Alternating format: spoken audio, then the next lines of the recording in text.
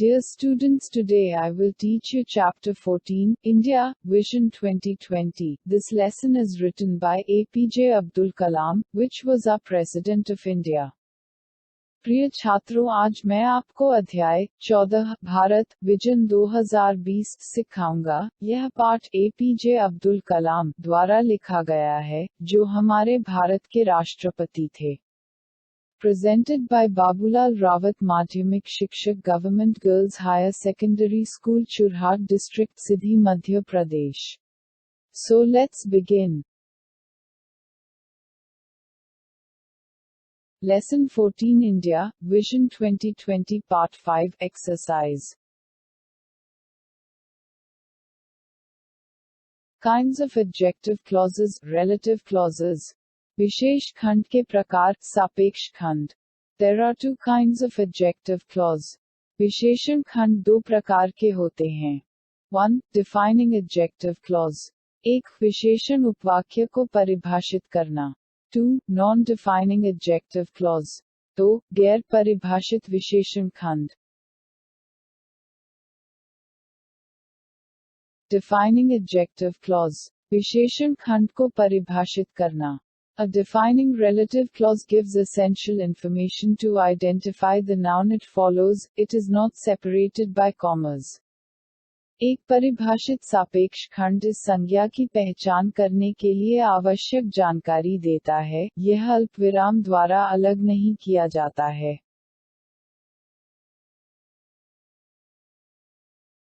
Study the following example. निम्नलिखित उदाहरण का अध्ययन करें। Sami's sister who lives in Ratlam is a doctor. सामी की बहन जो रतलाम में रहती है, एक डॉक्टर है। Explanation, स्पष्टीकरण. In the example above, the italicized part, who lives in Ratlam, is a defining adjective clause. Italicized भाग जो रतलाम में रहता है के ऊपर के उदाहरण में एक विशेषण उपवाक्य है।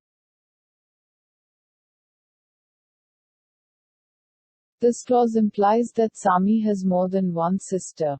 इस खंड का अर्थ है कि सामी की एक से अधिक बहनें हैं। The speaker, writer, is talking about Sami's sister who lives in Ratlam, not his other sister who lives somewhere else. वक्ता, लेखक सामी की बहन के बारे में बात कर रहे हैं जो रतलाम में रहती है, उसकी दूसरी बहन नहीं जो कहीं और रहती है।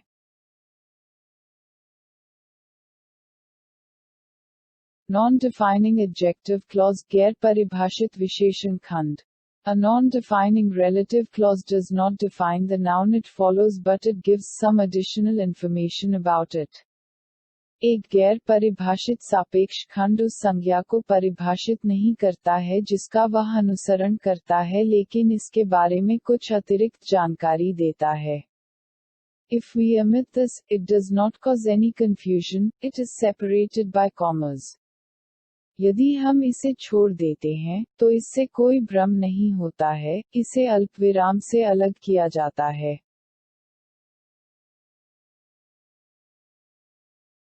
Study the following example. निम्नलिखित उदाहरण का अध्ययन करें।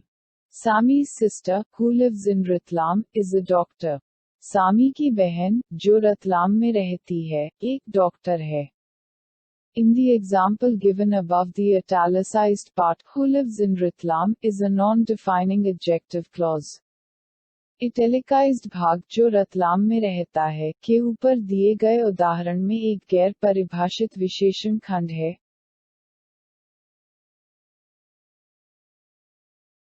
It implies that Sami has only one sister who lives in Ratlam and is a doctor. तात्पर्य यह है कि सामी की केवल एक बहन है जो रतलाम में रहती है और एक डॉक्टर है।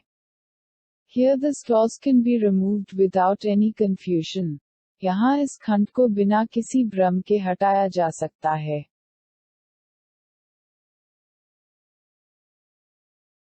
Study the following examples too. निम्नलिखित उदाहरणों का भी अध्ययन करें। 1. The boys who wanted to play football were disappointed when it rained. एक, जो लड़के फुटबॉल खेलना चाहते थे, वे बारिश होने पर निराश होते थे। 2. The boys, who wanted to play football, were disappointed when it rained. 2. Football खेलने के इच्छुक लड़के बारिश होने पर निराश हो जाते थे.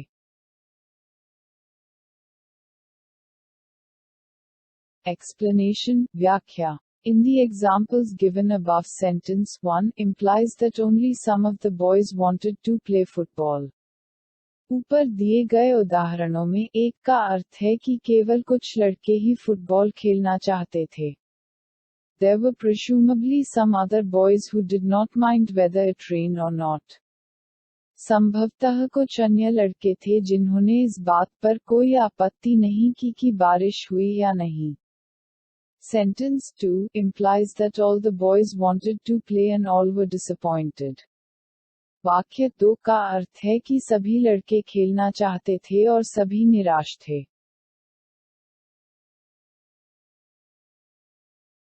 Formation of relative adjective clauses. Relative clauses are formed by using relative pronouns or relative adverbs.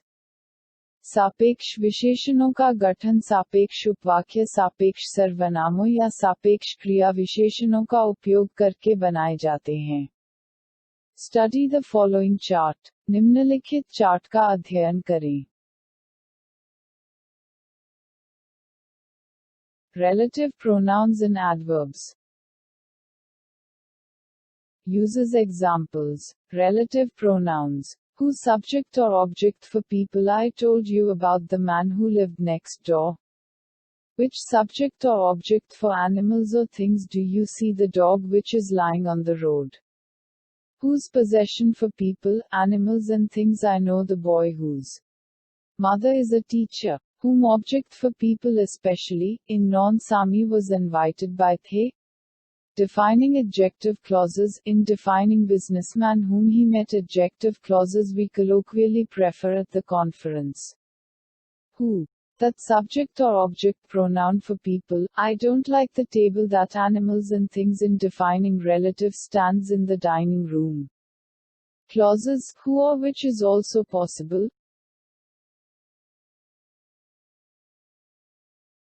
When refers to time. The day when I met her was Friday. Where refers to place. The place where we first met was a railway station. Why refers to reason. The reason why I punished him was his rudeness. सापेक्ष सर्वनाम और क्रिया विशेषण. Relative pronouns. उपयोग के उदाहरण. जो लोगों के लिए विषय या वस्तु है. मैंने आपको उस आदमी के बारे में बताया जो अगले दरवाजे पर रहता था. कौन सा जानवरों या चीजों के लिए विषय या वस्तु? क्या आप कुत्ते को देखते हैं जो सड़क पर पड़ा है?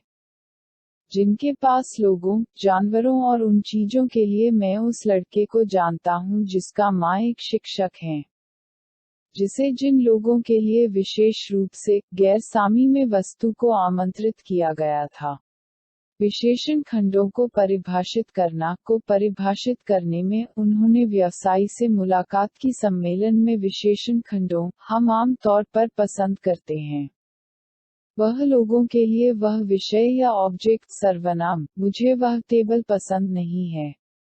जो जानवरों और चीजों को रिश्तेदार परिभाषित करता है. कमरे में. खंड. जो या जो भी संभव हो.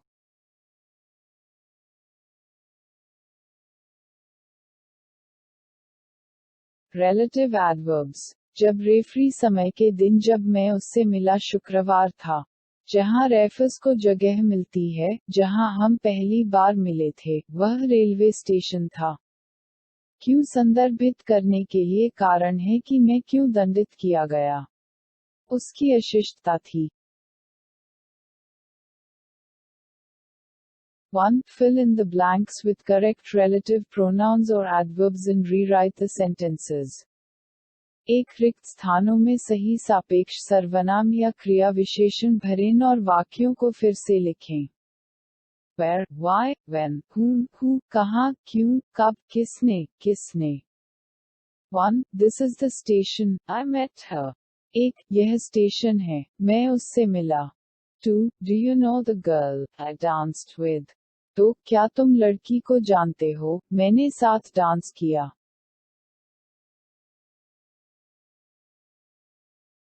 3. Do you know the girl danced with me? 3. क्या आप लड़की को जानते हैं, मेरे साथ नृत्य किया। 4. The 2nd of October is the day we celebrate Gandhi जयंती। 4. 2 अक्टूबर का दिन हम गांधी जयंती मनाते हैं।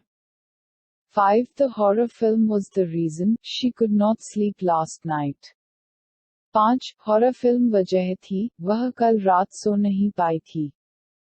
6. A greengrocers is a shop, you can buy vegetables. 6. एक greengrocers एक दुकान है, आप सब्जियां खरीद सकते हैं।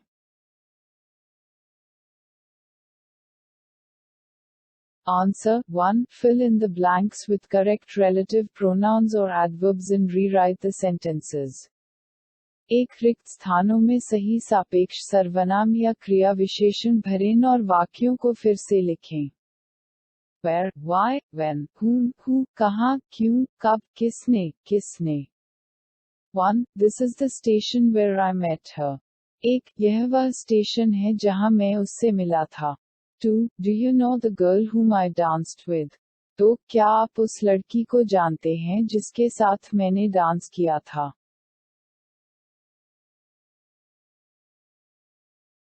3. Do you know the girl who danced with me? 3. क्या आप मेरे साथ नाचने वाली लड़की को जानते हैं। 4. The 2nd of October is the day when we celebrate Gandhi जयंती। 4. 2 अक्टूबर वह दिन है जब हम गांधी जयंती मनाते हैं। 5. The horror film was the reason why she could not sleep last night. 5. Horror film यही वजह थी कि वह कल रात सो नहीं पाई। 6. A greengrocers is a shop where you can buy vegetables. 6. एक हरे रंग की किराने की दुकान है जहां आप सब्जियां खरीद सकते हैं।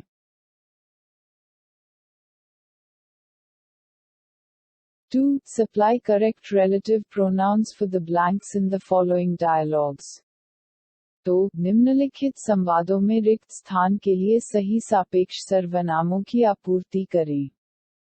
Shahbaz, I am looking for someone, buys stamps. Shahbaz, मैं किसी की तलाश में हूँ, टिकट खरीदता हूँ। समर्थ, I have got a lot of friends, collect them, why? समर्थ, मुझे बहुत सारे दोस्त मिल गए हैं, उन्हें इकट्ठा करें, क्यों? Shahbaz, I want to sell a few old ones, may be valuable. Shahbaz, मैं कुछ पुराने बेचना चाहता हूँ, मूल्यवान हो सकता है। समर्थ, Mr. Gupta is the only dealer I know, gives good prices. समर्थ, श्री गुप्ता एकमात्र डीलर हैं जिन्हें मैं जानता हूँ, अच्छे दाम देता है।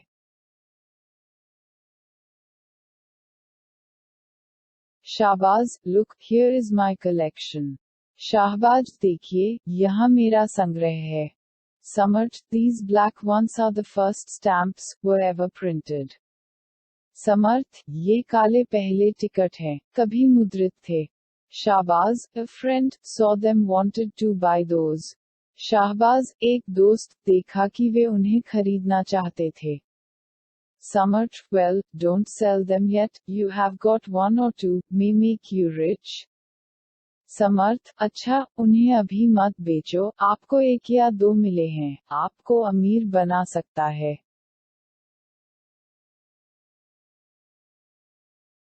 Answer 2. Supply correct relative pronouns for the blanks in the following dialogues. तो निम्नलिखित संवादों में रिक्त स्थान के लिए सही सापेक्ष सर्वनामों की आपूर्ति करें। Shahbaz, I am looking for someone who buys stamps. Shahbaz, मैं किसी ऐसे व्यक्ति की तलाश कर रहा हूँ जो टिकट खरीदता है। समर्थ, I have got a lot of friends who collect them, why? समर्थ, मुझे बहुत सारे दोस्त मिले हैं जो उन्हें इकट्ठा करते हैं, क्यों? Shahbaz, I want to sell a few old ones which that may be valuable. Shahbaz, मैं कुछ पुराने बेचना चाहता हूँ जो मूल्यवान हो सकते हैं। Samarth, Mr. Gupta is the only dealer I know who gives good prices. समर्थ, श्री गुप्ता एकमात्र डीलर हैं जिन्हें मैं जानता हूं कि अच्छे मूल्य कौन देता है.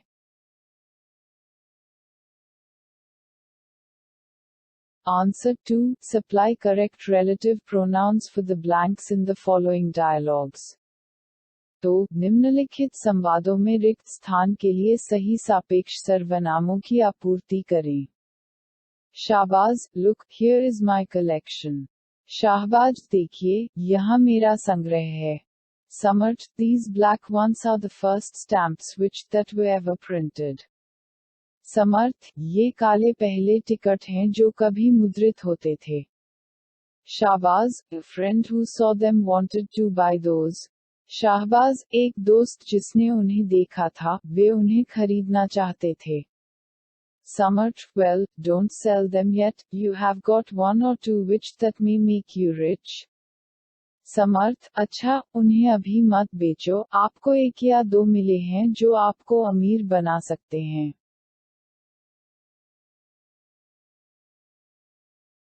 I hope you're learning well. Have a nice day.